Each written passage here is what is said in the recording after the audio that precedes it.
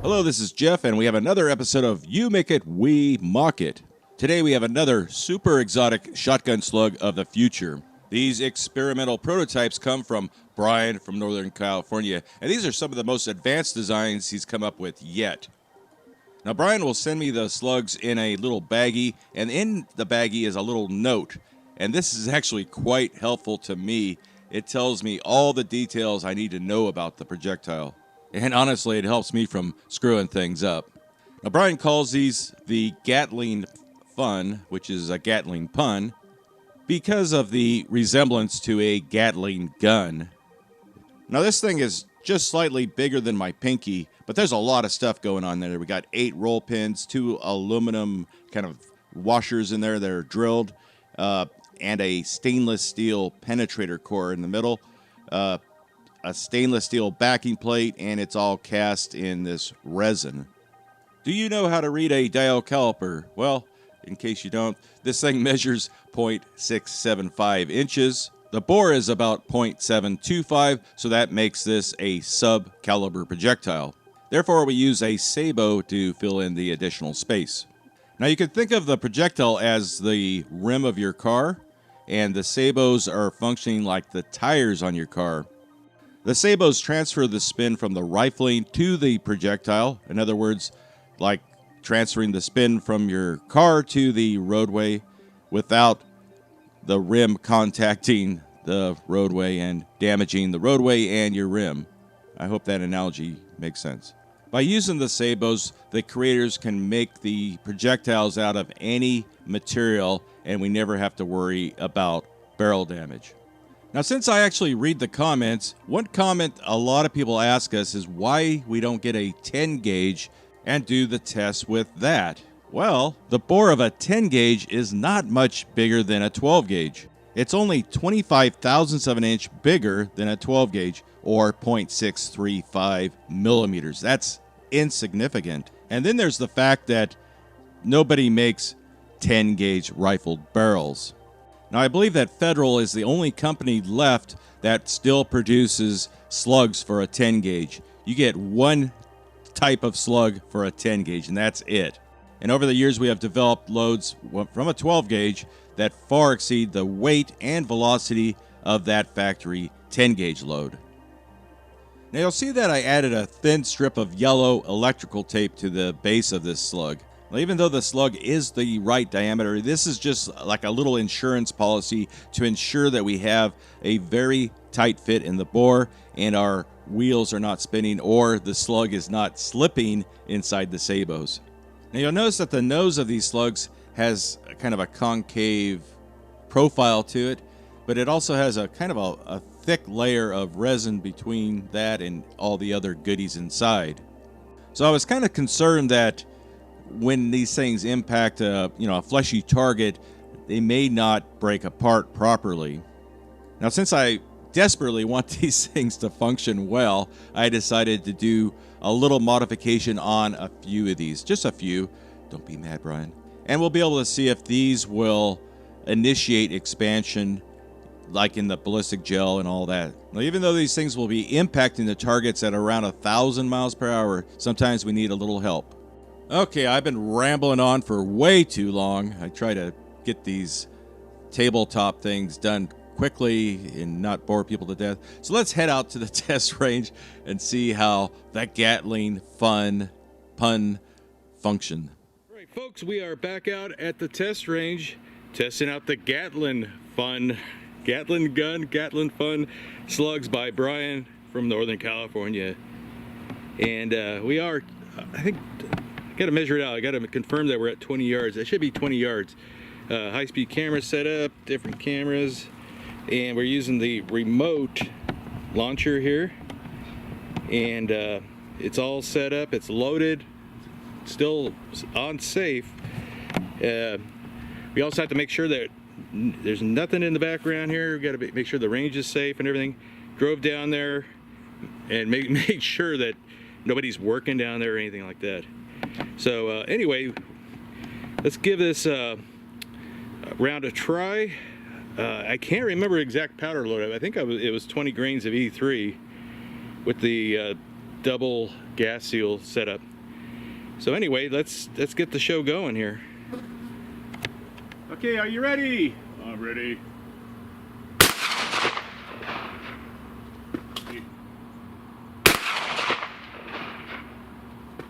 15-16 on the lab radar. It's working good today, at least on that one. Now we had very good spin, good stability. Accuracy was not that great. Shot quite a bit to the right. Note, this is one of the unmodified slugs. We're going to start out with those, and then we're going to move on to the modified ones with the little hollow point. Well, it sure looks like we had really good stability on that. The accuracy was really bad, though. It went off to the right, kind of a little low, but way right here. I believe that's the impact right there. Oh, there's stuff down in there. Well, I'll dig it out. So I was aiming here, more or less. Not terribly bad, but we'd like to get a little closer than that. But I could feel it down inside there. Okay, that wasn't too hard to get out. It's mostly intact. The entire nose of it is gone. You can see how, you can almost shoot that again, but we won't. We're gonna save that one. But man, let's see if we can get a better shot. I know the aim was set up perfectly on that thing. Hopefully the red dot isn't jumped out of 0 or nothing like that on us. All right, here we go. That looked better, much better. Now, I guess I should mention we're not sponsored by Tide Pods, and I don't know what flavor these are, but that one worked quite a bit better as far as accuracy goes. Now, this container was full of dry sand, a very difficult material to penetrate, and I don't think it penetrated out the back or anything like that. So we should be able to recover this slug and see what it looks like after hitting this tenacious target. The first shot had me a little worried, but look at that. Nearly, that's what's great about these packs. They already have a bullseye on there, right? But very close to the bullseye and no penetration. That's how tough sand is to penetrate. Let's see if we can, that means that the projectile's inside there. We have a table that's also a sieve. Isn't that cool? There's the projectile. We lost the core. The core's in there somewhere. Pretty mangled up. There's our core. Isn't that table handy? It's great.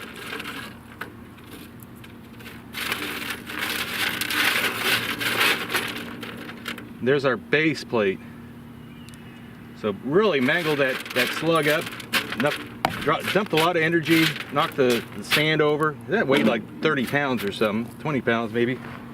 So pretty darn good. I like the accuracy. That's looking really promising though.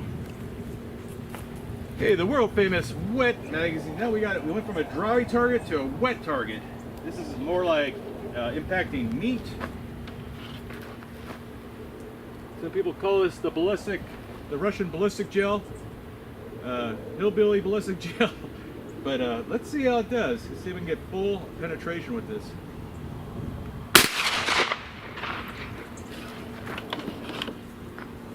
$15.23. That chronograph is behaving for us today. It's nice.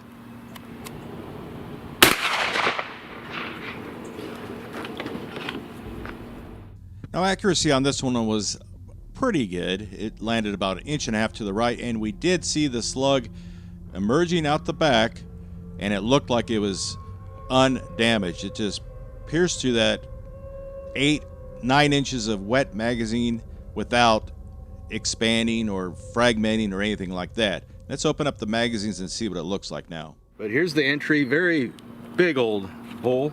Greg would be proud of that. And then it went through this one.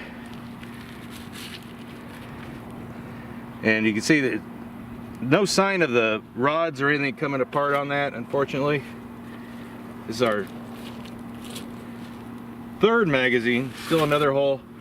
So we had a full penetration, but no fragmentation.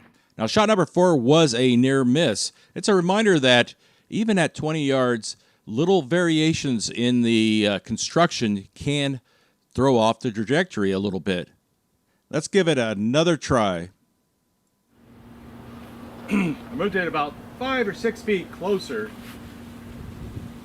I don't want to waste any of these. These things, each one is several hours of work, a couple hours of work at least. And it pains me when I miss like that. But here we go. Let's see if we have better luck this time. Lead plate. There we go. Lead plate. This is pretty interesting because that tape is holding on for dear life as that projectile is spinning at around 30,000 RPM. But we got a great shot on here, landing in a nice vacant area on the lead plate. But did we get penetration? You see that we have the plate at an angle. So it's actually, instead of like 1.5 inches thick or so, it's actually a little bit thicker than that. So there's the slug, as you can, obviously. Can't tell much there. It's just impacted in there, but did it go through? Oh, that it just very close to going through there. Look at that. Very unique bulge there. That, you got to see that one. That's the one with the cotter pins. You got to see that video. That is fantastic. So anyway, no full penetration on the lead plate, although did a very close to going through. Now I know what you're thinking. If that core had been pointed, it probably would have gone through.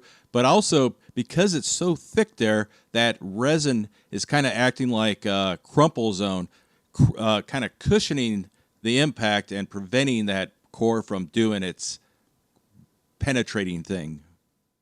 So now we're going to see how the modified ones, the ones with the little hollow point, function and see if we get different results. Okay, the Gatling with the hollow point modification. First we're going to see how it does on the personal water mount. Somebody commented the other day, hey, I miss seeing the personal water mounts. Well, by luck, they had them on sale the other day. So I bought a couple of them. So anyway, let's see how we can hit that Talflater Mouse logo right in the center of it. Here we go. Oh my, very energetic.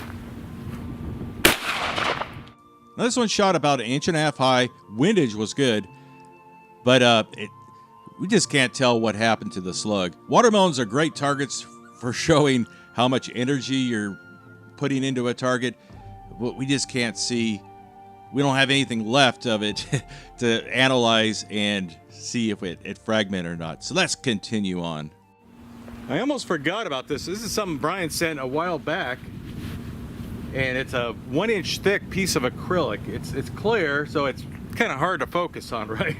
So let's see if we can hit. I'm going to aim a little bit low. Those last couple of shots have been going just a slightly bit high. Here we go. Jeez. There is nothing left of that thing. Here we go. That target is a little hard to see. It's almost an invisible target. But as you can see, I aimed a little bit low on this one and put a little black dot on the center of it and pretty much hit that dot. And that is a very interesting shot because it almost we had mutual destruction of the slug and the target. I think the core probably penetrated it and continued on, but it almost looked like everything just came to a dead stop there. Very interesting. It's interesting, it even broke the plastic cap I had it set on. 15, 18 feet per second on that one. That's how thick that stuff was. It just busted that up. Fortunately, this stuff is it's not like glass. I don't have to worry about people running over at their cars. I avoid shooting glass out here. Okay, we have the Talflater head. It's the world's only reusable ballistic head. You'll be able to use them over and over again, maybe 4 or 5 times. Kind of patch them up, put a new water bottle inside there, and use them again and again. It's very cost effective, very convenient for us. A great target. Okay, so I am aiming a little bit about where his ear is. We got to hit that water bottle inside there. This is the hollow point version. Let's see what happens. Oh! Let's see what happens. This is kind of funny. We had a pretty good placement of the slug. It went a little to the right, and it looks like we had fragmentation of the slug this time. But we got an enormous bulge on the top of the head. It's like the world's biggest zit, and maybe something will happen here. Will the zit pop? The suspense is killing me. Now, the giant zit is comprised of soapy water and a little bit of dye, but it's still kind of gross looking. But it's still nothing's happening, and all of a sudden, there she blows. Take that, Mr. Dr. Zit Popper. I guess this ranks up there as one of the coolest and unique Tailflater head shots we've ever done. I thought that was cool. It even ejected the water bottle out of the top.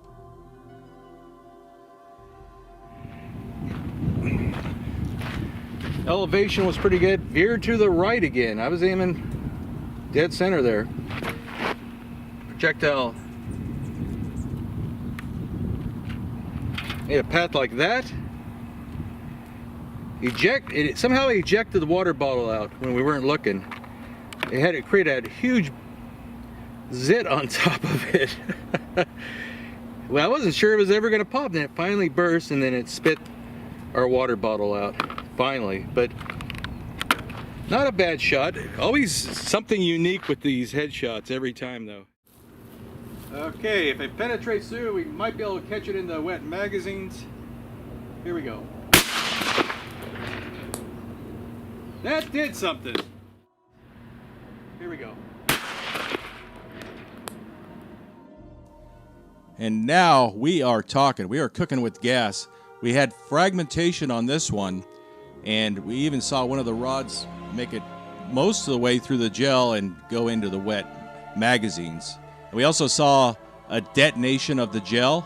It's kind of like dieseling. That's a rare occurrence. So it appears that the rudimentary hollow point that I added to this definitely made a difference between this and what happened in the wet magazines, where it just passed through without any fragmentation at all. This is all important data to Brian or anyone else designing a slug on how to get expansion.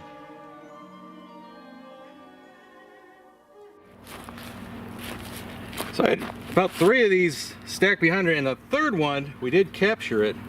Actually, where the heck is it? There's the entry hole, and there's our core right there. So it still had a lot of energy after going through that gel block. So we did have the roll pins, those rods. I don't know what they call them in England, but anyway, 2 of them embedded into this ballistic panel. This is a bulletproof, quote, bullet resistant panel there, rated to stop 44 Magnum. It's very handy, keeps the table from getting beat up. But we had at least a couple, and we do see some streaks of those. Try to get some good angles. This is difficult out in the field, I guess. It's usually easier when I get home and I'm in a kind of a darker environment. You can see stuff a little better. But instant expansion there. That was with the hollow point one. So maybe the hollow point did help us there. You can see the base of it right in there, the cage right in there, the gas seal. We were really close on this shot, and so it sucked the gas seal inside there, probably everything else, but not bad. Kind of limited fragmentation. Let's get a shot from the top. That's a little better. Oh, that looks a little more impressive, I must say. So some of it veered off this way. We see a fine little hair-like streak right there, and I think that one actually shot out They made it quite a ways. It's about 12 inches. But this blob right there still has some of the rods. And I think that, I don't know, I'm not sure what Brian was thinking on this one. It kind of worked, it worked pretty good on this one. Not so good on some of the other soft targets though. You know, and I don't understand why he doesn't make the cores pointed. A lot of people have asked me that. It's just what he does, he keeps them blunt shaped. So maybe, you know, Brian can try some pointed ones or something in the future to satisfy everyone's curiosity there. Because if that, the one that hit the lead plate, if that was pointed, there was a pretty good probability it would have gone through the plate. So anyway, it came out here. That's another shot of it. And we did see a detonation happening inside this gel. I even saw that on the screen on the high-speed camera. It's rare that happens. It's I believe it's called from dieseling, because you're sucking a lot of air in there. Then it's, if it seals back up here, when the gel block recompresses, it's like a diesel compression stroke. And you do have heat in there, and you do have, this stuff is flammable, so you have the vapor, the flammable vapors from that compressing to a point where it ignites and then detonates again. So that was pretty cool. A lot of people think it's something else. I'm pretty sure it's just simple dieseling is what's going on here. So anyway, that's it. Brian, you did a good job. Brian has, I was talking to Brian the other day, and I suggested that he put some kind of tint, some kind of coloring in the clear resin, because we can't really see it in there. And if we color, you know, if we color that, we can be able to see the fragments of the resin a lot easier. And it's almost impossible.